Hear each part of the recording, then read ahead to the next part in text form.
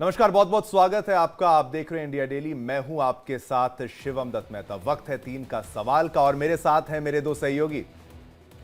नमस्कार, मैं हूं आपके साथ में नैना यादव। हम तीनों लेकर हाजिर हैं 3 बजे की बड़ी खबर। नमस्कार, आपके साथ मैं हूं मीनाक्षी रजत। और सबसे पहले आपको ये बता दें कि आखिरकार आज 3 का सवाल में चर्चा हम किस पर करने वाले हैं।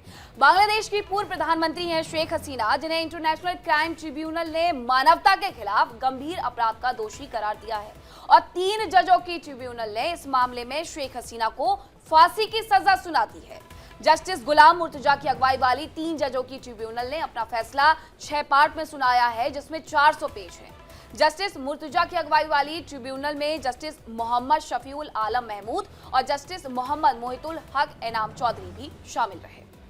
बिल्कुल, ट्रिब्यूनल ने कहा है कि हमने मानवाधिकार संगठन और अन्य संगठनों की कई रिपोर्ट्स पर विचार किया है। हमने क्रूरताओं का विवरण भी दिया है। शेख हसीना ने मानवता के खिलाफ अपराध किए हैं।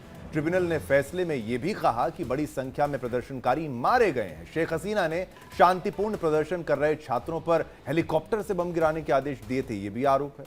ट्रिब्यूनल ने यह भी कहा कि आवामी लीग के कार्यकर्ता कथित रूप से सड़कों पर उतर आए और पार्टी नेतृत्व की पूरी जानकारी में सुनियोजित हमले किए गए।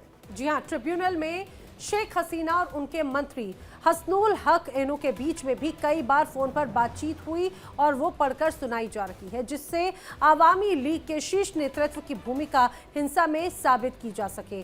और ये भी बताया जा रहा है कि किस तरह से शेख हसीना ने छात्रों के प्रोटेस्ट को आतंकी गतिविधियों के रूप में पेश करने की कोशिश की।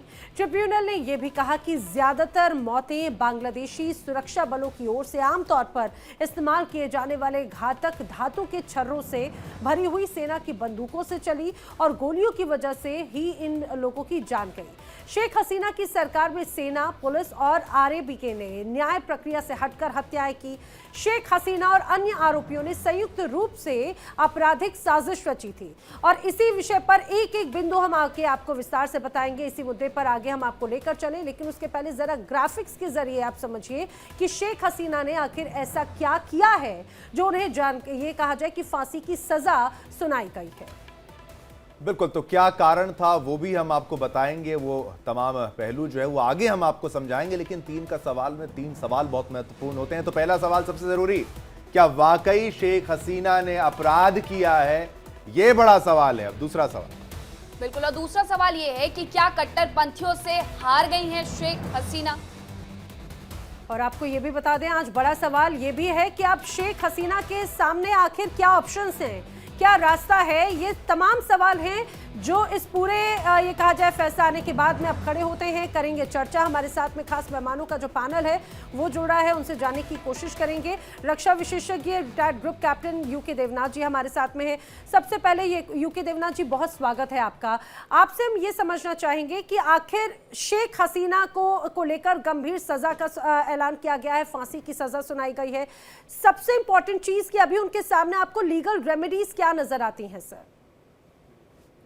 नैना जी, देखिए, ये तो एक कुनियोजित प्रायोजित डिसीजन दिया गया है। दुनिया भर में जितने एक्सपर्ट्स हैं, जितने भी जज हैं, एडवोकेट हैं, जुडिशरी में लोग हैं, सबको मालूम था कि इस तरह का जजमेंट बांग्लादेश में अगर उनकी ट्रिब्यूनल देती है तो ये दबाव में दिया गया एक जजमेंट है। इस जजमेंट में सबसे निहित बात यह है कि जिसके ऊपर आरोप लगाए गए हैं, जिसको फांसी की सजा दी गई है, उनको तो अपना बचाव का मौका ही नहीं दिया गया। तो दुनिया की किसी भी देश में अगर इस तरह का जजमेंट दिया जाता है तो कोई भी इंटरनेशनल बॉडी उसको मानती नहीं है। हाँ, अब शेख हसीना के पास क्या ऑप्शंस हैं? जाहिर बात है कि उनके पास फिलहाल ऐसा कोई ऑप्शन नहीं है कि वह बांग्लादेश में जाकर अपने को डिफेंड कर सके, क्योंकि अगर वह बांग्लादेश जाएंगी तो तुरंत उनको ढाका एयरपोर्ट में ही अरेस्ट कर लिया जाएगा। और जो हालत अभी बांग्लादेश में है, बांग्लादेश में जो ये कोर्ट ने डिसीजन दिया है, आम लोग ऐसे कोर्ट्स को बोलते हैं कंगारू कोर्ट। तो अगर शेख हसीना बांग्लादेश जाती हैं तो जाहिर बात है उनको एयरपोर्ट से अरेस्ट करके अगले 12 घंटे या पहली रात को ही फांसी की सजा दे दी जाएगी। तो उनके लिए अभी सिर्फ एकमात्र ऑप्शन ये है कि वह भारत में रहें और भारत सरकार मामलों में जी ग्रुप कैप्टन यूके देवनाथ जी, इन पूरे मामलों में कहीं ना कहीं जो प्रत्यर्पण संधि होती है उसे लेकर के खास ख्याल रखना होता है। हमारे साथ दो और मेहमान जुड़ गए हैं, डॉक्टर मोनिका बीसूद विदेश मामलों की जानकार हैं, साथ ही निपुण आलम बयान भी हमारे सामने साथ जुड़ गए, विदेश मामलों की जानकार हैं। निपुण जी, सबसे पहले मेरा सवाल आप ही से है कि इस पूरे मामले में प्रत्यर्पण संधि के तहत ही किसी भी नेता को या कोई भी व्यक्ति जो इस देश में आकर के रह रहा है उस दूसरे देश को तभी सौंपेंगे जब वो तमाम इंटरनेशनल जो पॉइंट्स बनाए गए हैं उस पर चर्चा हो जाती है। तो ऐसे मामले में क्या आपको लगता है कि भारत की तरफ से प्रत्यर्पित किया जा सकता है शेख हसीना को? नहीं, देखिए, जो हमारी एक्स्ट्राडिशन ट्रीटी है बांग्लादेश के साथ में, अगर उसके हम क्लॉज 2 को पढ़ते हैं तो क्लॉज 2 में लिखा है कि अगर कोई पॉलिटिकली मोटिवेटेड होकर या किसी तरह का कोई पूर्वाग्रह से ग्रसित होकर अगर हम बात करते हैं एक्स्ट्राडिशन की, एक्स्ट्राडाइट करने की, तो हम उसको डिनाई कर सकते हैं। और इसी मोड पर पहले से ही हम डिनाई मोड पर हैं। तो अब जो ये डिसीजन दिया गया, इस डिसीजन के बाद में ये जरूर है कि इंडियन गवर्नमेंट के ऊपर प्रेशर क्रिएट करने का प्रयास बांग्लादेश की ओर से होगा। लेकिन बात यह है कि जो ये कोर्ट है, ये कोर्ट कोई इंटरनेशनल कोर्ट तो है नहीं, ये खुद बांग्लादेश के द्वारा बनाया गया कोर्ट है। और बांग्लादेश की जो प्रेजेंट गवर्नमेंट है, इसको अगर हम पॉलिटिकल या इंटरनेशनल टर्मिनोलॉजी में बात करें तो it's not a legitimate government. ये लेजिटिमेसी रखती नहीं है, क्योंकि लेजिटिमेसी तब होती है किसी गवर्नमेंट की या तो वो कॉन्स्टिट्यूशनली आई हो या एक इलेक्शन के थ्रू आई हो। नहीं, तो ये आपने महत्वपूर्ण बात कही निपुण जी, जो आप कह रहे हैं आईसीटी इन्होंने नाम दे दिया और ये नाम बिल्कुल आईसीसी से मैच होता हुआ है। और जो शेख हसीना की तरफ से भी कहा गया कि आप मुझे चैलेंज करें तो आईसीसी, इंटरनेशनल क्रिमिनल कोर्ट में आप करें, ये आप यहां पर कर रहे हैं। और फैसला भी, यानी कि आप ही यहां पर जज हैं, आप ही फैसला सुनाएंगे, आप ही अपराधी हैं, सब कुछ आप करेंगे। ये तो यानी कि उनका अंत करना चाहते हैं, उनकी पार्टी तक को बैन करना। और जमाते इस्लामी जैसे संगठन वहां पर उत्पन्न हो रहे हैं और स्टूडेंट इलेक्शन में जहां पर वो प्रतिबंधित थे वहां पर वो जीत कर आ रहे हैं। तो ये डिक्टेटरशिप की ओर आगे नहीं बढ़ रहा है बांग्लादेश? नहीं, डिक्टेटरशिप तो तभी आ गई थी जब आपने अवामी लीग को बैन किया।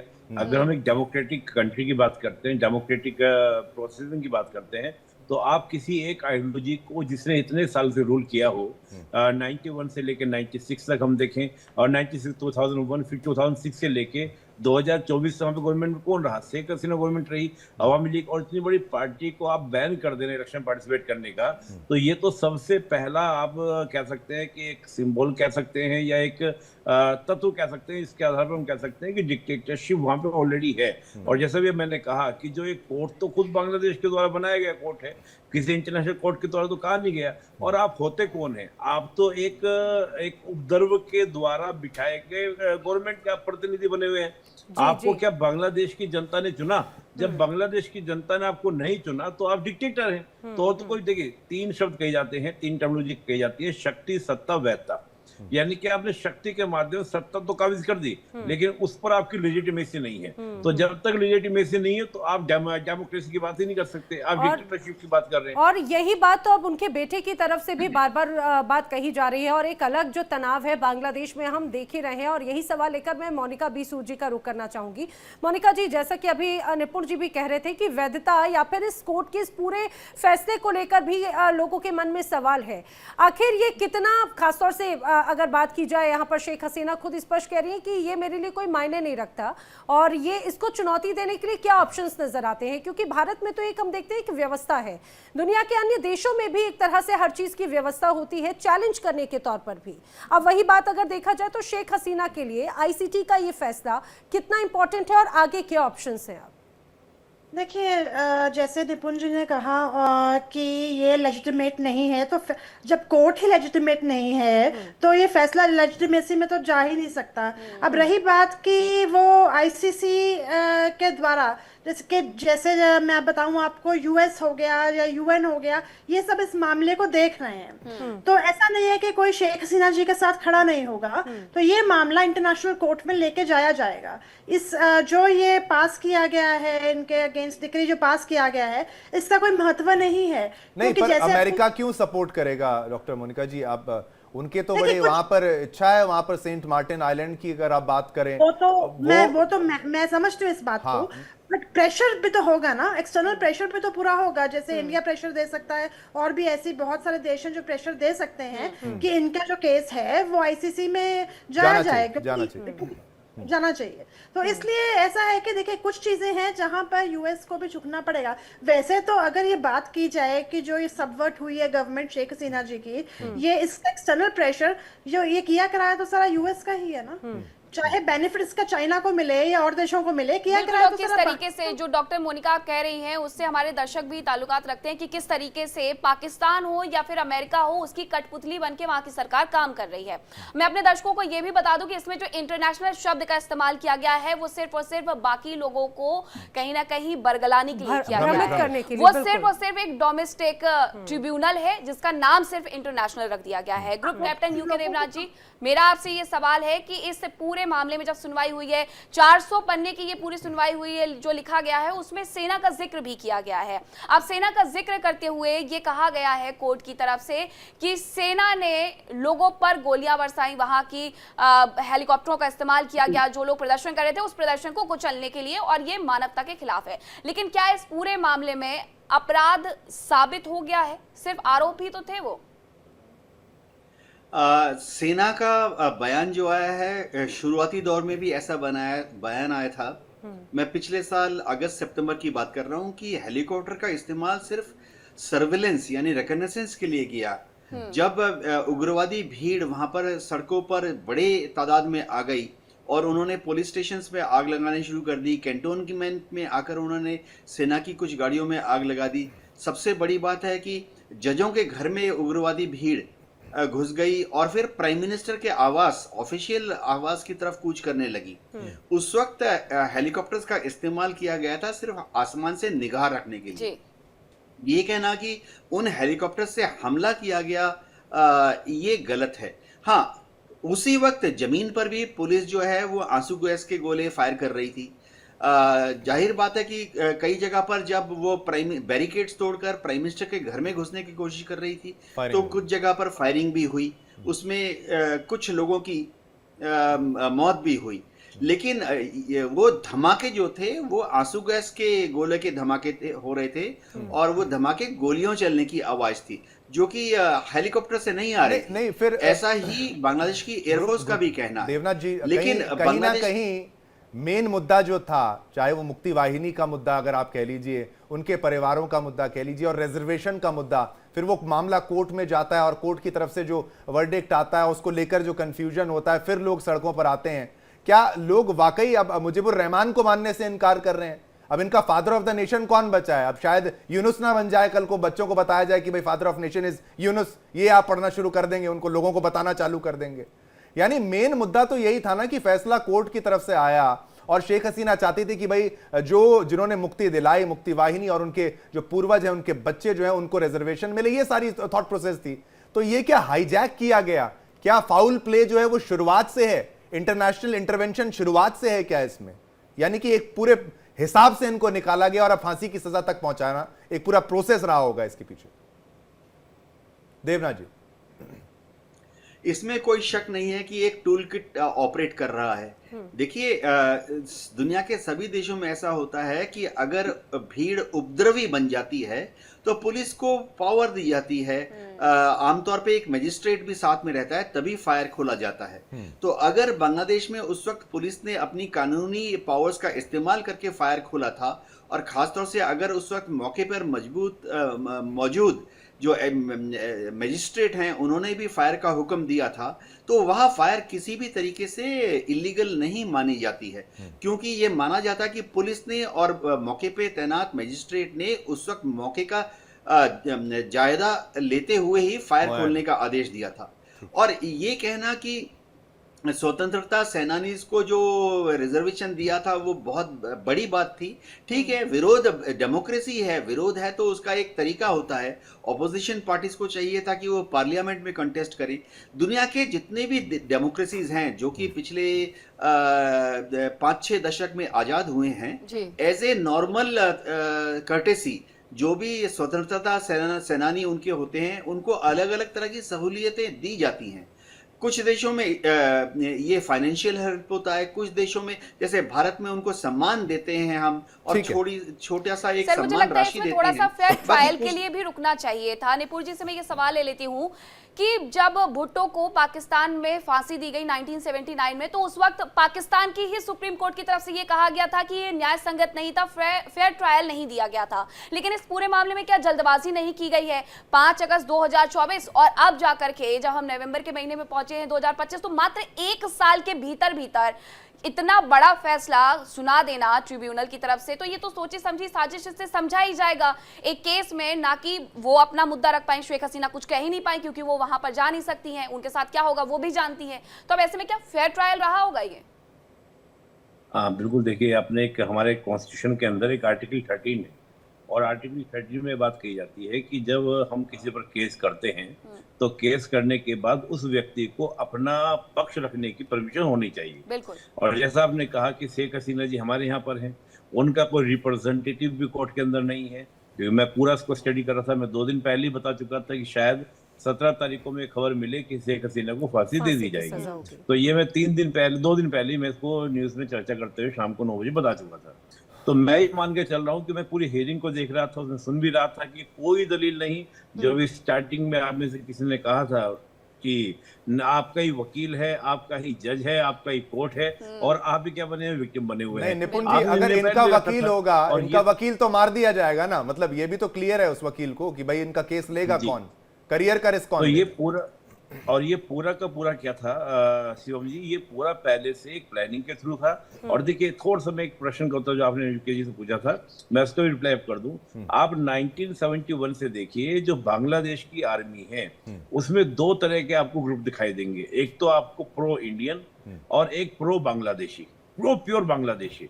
तो जो आपका बांग्लादेश के साथ में ये पाकिस्तान के साथ में जुड़ के बात करते हैं, ये ग्रुप पहले से रहा है, क्योंकि ये कूप पहली बार तो हुआ नहीं है। इससे पहले भी आप याद कीजिए जब आपका शेख मुजीबुर रहमान को जब मारा गया था 1975 में, उसके बाद कूप करके वही ग्रुप आया था जो पाकिस्तान सपोर्ट करता था या बांग्लादेश की बात करता था, जिससे फिर बीएनपी ये तो पार्टी बांग्लादेश जब से अस्तित्व में आया या जब से पाकिस्तान से अलग हुआ तभी से ही एक तरह से ये वाला गुट और एक विचारधारा शुरू से ही नजर आई है। लेकिन जिस रूप में मोनिका जी अभी बात हो रही है खासतौर से भारत के स्टैंड की, भारत के साथ में लगातार शेख हसीना के पुराने या बांग्लादेश के पुराने संबंध एक तरह से रखे हैं, और जब से इस पूरी घटना के बाद से शेख हसीना भारत आई उसके बाद से ही बांग्लादेश लगातार ये दबाव बनाने की कोशिश कर रहा था।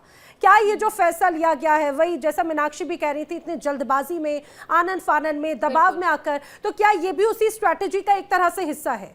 और खासतौर से अगर मैं उन टर्म्स या संधि की बात करूं तो प्रत्यर्पण का तरीका या फिर वो टर्म्स अब इस दौरान क्या होते हैं? देखिए ऐसा है कि जैसे कि ये साफ दिख रहा, हम सबको दिख रहा है कि जल्दबाजी में लिया गया फैसला है। जल्दबाजी भी किया, दबाव में और सोची समझी साजिश के तहत ये फैसला लिया गया है। और एक अब से नहीं चल रही थी, ये बहुत सालों से चल रही थी, जिसका जिस समय पे आके उन्होंने, अब जैसे हम कहते हैं ना कि hammer when the iron is hot, तो वहां पर इस तरीके का इस्तेमाल किया गया है वहां पे शेख हसीना जी के ऊपर। तो अब बात सिर्फ इतनी है कि जो जैसे मैंने पहले बताया कि कुछ देश मिलकर, जो देश बांग्लादेश के साथ थे और अपने शेख हसीना जी के साथ जिनके अच्छे संबंध हैं, वो मिलकर इनके केस को इंटरनेशनल कोर्ट ऑफ लॉ में लेके जा सकते हैं, आईसीसी में लेके जा सकते हैं। और उसके बाद जो ये फैसला है, ये तो मतलब ऐसा है कि संधि की बात तो मुझे यहाँ दिख नहीं रही है कोई, क्योंकि उनको निकाल के वहां पर जो यूनिवर्सिटी बैठे हैं वो संधि करने के तो किसी विषय में है नहीं, नजर नहीं आते। वो कुछ ऐसा कुछ तो होने नहीं वाला है। और इस समय वो डिक्टेटर बन चुके हैं जो शेख हसीना जी को पहले डिक्टेटर दिखा रहे थे, अब वो डिक्टेटर बन चुके हैं। तो इस से साफ ये मतलब दिखता है कि ये इसका जो मामला सुलझेगा सारा, ये सुलझेगा तो इंटरनेशनल कोर्ट में ही सुलझ पाएगा। आईसीसी में, ये नकली वाले में नहीं, मतलब असली वाले में, आईसीटी नहीं, आईसीसी में सुलझ पाएगा। आईसीटी का अपना मेरे मन में एक और सवाल आ रहा है जब हम ये चर्चा कर रहे हैं। निपुण जी से मैं ये सवाल ले लेती हूँ, उसके बाद ग्रुप कैप्टन आपके पास आती हूँ कि फरवरी में वहां पर आम चुनाव होने वाले हैं और उसके साथ जन्म संग्रह भी करवाना है। तो फरवरी के आम चुनावों के पहले कहीं यूनुस ये तो नहीं कह रहे अपनी छवि को दिखाने के लिए कि देखिए आप जो चाहते थे, क्योंकि बहुत सारे लोग हैं जो ऐसा चाहते हैं कि फांसी की सजा हो, तो उन लोगों को सीधे सीधे वोटिंग में निशाना बनाने के लिए ये जो पूरा फैसला है वो राजनीतिक रूप से प्रेरित है और इसीलिए ये फैसला लिया गया? नहीं देखिए मीनाक्षी, आपने बिल्कुल सही बात कही और मैं वही बात दोहराऊंगा। ये तो इन्होंने 1 साल का समय ले भी लिया, 1 साल से ज्यादा का। ये तो पहले दिन से तय था जब केस किया गया कि ये फांसी सजा देंगे, निश्चित रूप से था, क्योंकि पूरा प्रोपेगेंडा है। और रही बात फरवरी, मुझे तो लगता है फरवरी के इलेक्शन ये कराएंगे ही नहीं, क्योंकि देखिए आपका बीएनपी का कहना यह है कि फेयर इलेक्शन होने चाहिए और अवामी लीग को पार्टिसिपेशन देना चाहिए। जमात तैयार नहीं है, जमात इस्लामी रेडी नहीं है। अब जमात इस्लामी का कुल सपोर्टर, जमात इस्लामी को पता है कि अगर जैसे ही हम जाएंगे चुनाव के लिए तो उनको बहुत ज्यादा प्रदर्शन यानी कि समर्थन मिलने वाला नहीं है। समर्थन अब 2 ही पार्टी का है, या तो अवामी लीग का है या बीएनपी का है। बीएनपी थोड़ा एंटी इंडिया तो है, लेकिन वो एक तरह से आपका प्रो बांग्लादेशी भी है और एक राष्ट्रभक्ति की तरह वो देखती है। और जो हमारी अवामी लीग है, अवामी लीग प्रो इंडिया रही है और बांग्लादेश की सोचती है। जमात को तो मतलब क्या है कि तो बांग्लादेश की, वो पाकिस्तान की बात बीएनपी ने करते हैं। इसीलिए अपने वो आप तो को अलग भी किया mainly यूनुस से। रजाकार, वो रजाकार तरह से है। जो शेख हसीना ने कहा भी था कि रजाकार हैं जो ये प्रदर्शन कर रहे हैं, ये उसी कंडीशन में है। तो जो आपने कहा जल्दीबाजी, मैं तो कहूंगा कि इन्होंने बहुत समय ले लिया, बहुत आराम दुनिया को से दिखाने किया के है, लिए। बहुत आप भी आराम देखिए, से किया है। पूरी भूमिका तैयार करी है, पूरे मतलब पूरे सबूत इकट्ठा किए हैं इस आधार पर कि भाई ये पूरे ऐसा पुख्ता लेकिन केस शिवम, बने कि एक और बड़ी दिलचस्प बात है कि आईसीटी की तरफ से अभी तक जो जो फैसले लिए गए, जब हम उसे पढ़ते हैं तो वो ज्यादातर फैसले ही इसी तरह के सुनाए गए हैं जो कहीं ना कहीं राजनीति को सीधे प्रभावित करता है बांग्लादेश की। तो एक लंबी फहरिस्त है इस दौरान वहां पे नेताओं पर जो एक्शंस पूछे गए। बिल्कुल बिल्कुल बिल्कुल। यूके देवनाथ जी, एक प्रश्न अब ये है कि जो हो गया सो हो गया। देखिए, ये फांसी सुनाए या फिर कुछ भी कहें कि भाई फायरिंग स्क्वाड बता दें कि उससे मारा जाएगा, शेख हसीना जाने वाली तो है नहीं। अब वो सजा कितनी भी बड़ी सुनाए, मेन है कि वापस नहीं जाना है। क्या ये अब वापस कभी नहीं जाना है, ऐसा ही इसको मान लिया जाए, या फिर कभी स्थिति बदलती है, ऐसा कोई पूर्व एग्जाम्पल आपको याद हो? और दूसरा, क्योंकि पाकिस्तान इतना एंटर कर चुका है बांग्लादेश में, आईएसआई आती है, लाल मुनीर हाट का सर्वेक्षण करती है, और ये आना जाना प्यार मोहब्बत जो इनकी दोबारा शुरू हो गई है मारपीट के बाद, ये क्या ये भारत के लिए क्या इंप्लीकेशंस है? क्या भारत को बहुत सतर्क होना पड़ेगा? इसमें कोई शक नहीं है कि अभी फिलहाल इस फैसले के बाद हमारी बीएसएफ को बॉर्डर पर अलर्ट कर दिया गया है। इसका भारत के राजनीतिक हॉराइजन पे क्या इफेक्ट पड़ेगा? डेफिनेटली भारत और बांग्लादेश के बीच में जो संबंध हैं, जो कि शेख हसीना के टाइम में बहुत अच्छे थे, अभी न्यूट्रल हैं। लेकिन अगर बांग्लादेश बार बार भारत के ऊपर प्रत्यार्पण का दबाव डालता रहेगा तो थोड़ी सी रिश्तों में खटास आ सकती है।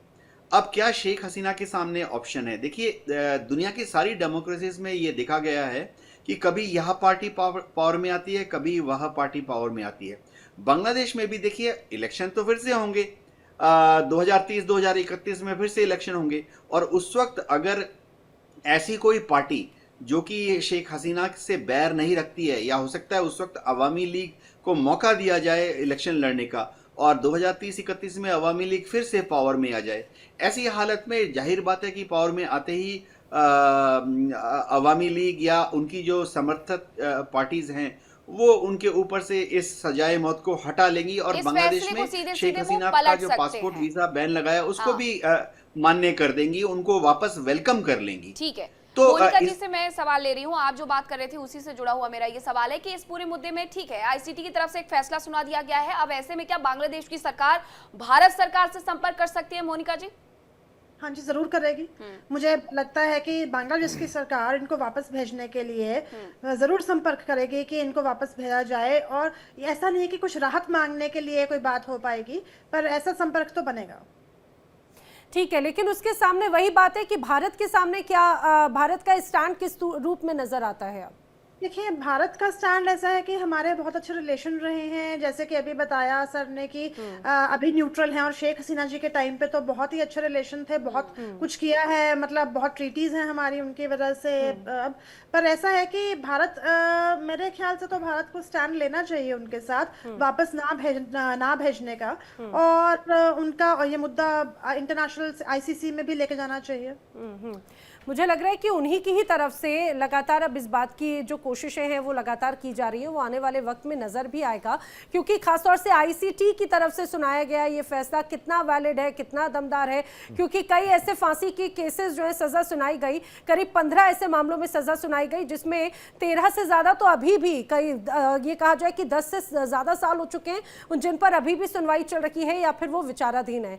तो आखिर वो कितना वैलिड है, कितना दबाव रखते हैं, वो एक बहुत बहुत महत्वपूर्ण है। एक प्रश्न महत्वपूर्ण निपुण जी मैं आपसे पूछना चाहूं कि शेख हसीना की गलतियां क्या रही वो भी जानना थोड़ा जरूरी है कि अगर हम एग्जामिन करें तो हम इनको एक क्लीन चिट हमेशा हर चीज के लिए भी नहीं दे सकते कि भाई कुछ गलतियां भी रही होंगी जिसका फायदा उठाया गया होगा, चाहे वो करप्शन या फिर एडमिनिस्ट्रेशन को लेकर है, कहीं लूपहोल हुआ तभी तो ये कमी पेशी हुई, या केवल उस केस को आधार माना जाए जो कोर्ट की तरफ से दिया गया या फैसले को आधार माना जाए? शिवम जी, तो मैं पहले एक प्रश्न का उत्तर दे दूं। मोनिका जी तो पूछा था आपने कि शेख हसीना जी को वापस भारत भेजेगा। बिल्कुल नहीं भेजेगा भारत। भारत इसमें बिल्कुल स्ट्रॉन्ग स्टैंड लेगा। बांग्लादेश की शेख हसीना को वापस भेजने वाले नहीं है, क्योंकि इसका इम्पैक्ट पूरे साउथ एशिया में जाएगा कि जो भारत के साथ खड़ा हुआ, स्टैंड लिया, उसको आपने जब मुसीबत में आए तो उनको आपने वापस भेज दिया। भारत भेजने वाला नहीं है, भारत टफ स्टैंड में लेगा, पहली बात।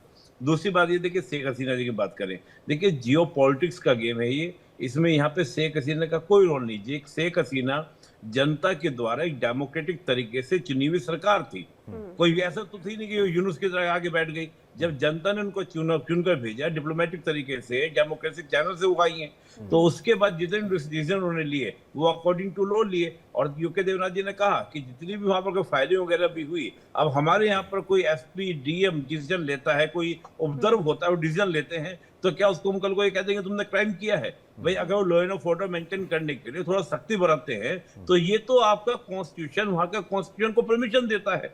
तो ये जियो पॉलिटिक्स और जियो स्ट्रेटेजिकल गेम है, और इस तरह के जो भारत के नेबर कंट्रीज हैं वहां पर ये चलते आए हैं। चाहे आप पाकिस्तान की बात करें, अफगानिस्तान की बात करें, बांग्लादेश में पहली बार नहीं हो रहा है। बांग्लादेश में खालिदा जिया रही हो, उससे पहले हम देखे 70 इरशाद रहे हो, तो कई पीएम प्रेसिडेंट वहां पर रहे जो इस प्रकार का शिकार हुए हैं। और यहाँ सीधा सीधा अमेरिका का इन्वॉल्वमेंट है, जो आपने स्टार्टिंग में आपने कहा था शिवम जी, सेंट मार्टिन आइलैंड को लेकर, वही बात सच्ची बात है। और रोहिंग्या का भी बहुत बड़ा इसमें फैक्टर्स आते हैं। तो शेख हसीना जिस प्रकार से भारत के साथ में थी, ये बात नागवार गुजरती थी पाकिस्तान को। पाकिस्तान तो 71 भूला ही नहीं अब तक। पाकिस्तान को तो लगता है कि बांग्लादेश अलग कैसे हो गया। और आप सोचिए यूनुस को, आप देखिए ये तो उनको ट्रेनिंग में बताया जाता है कि भाई 71 का बदला लेना है, बाकायदा उनकी ट्रेनिंग में। देवनाथ जी, फाइनल कमेंट में चाहूंगा आप इसमें दें, आगे के 5 साल 10 साल क्या होने वाले हैं इस पूरे इलाके के बारे में अगर आप कहें तो क्या असर पड़ने वाला है इन फैसलों का? शेख हसीना तो अभी 78 साल की हैं, तो अगले 5 साल तक तो अवामी लीग का शायद पावर में आना संभव नहीं होगा, तब तक वो 83 साल की हो जाएंगी। तो बांग्लादेश में अवामी लीग की जो बैन लगाई गई है, क्या और कोई अवामी लीग का लीडर अगले 5 साल में उभरता हुआ सामने आएगा, ये एक सवाल है। अगर अवामी लीग, उनका देखिए सपोर्ट बेस काफी बड़ा है, उनके पार्लियामेंट में 300 में से 230 उनके मेंबर थे, 56% वोट मिला था लास्ट इलेक्शन में, अभी 3 साल पहले जब इलेक्शन हुआ था।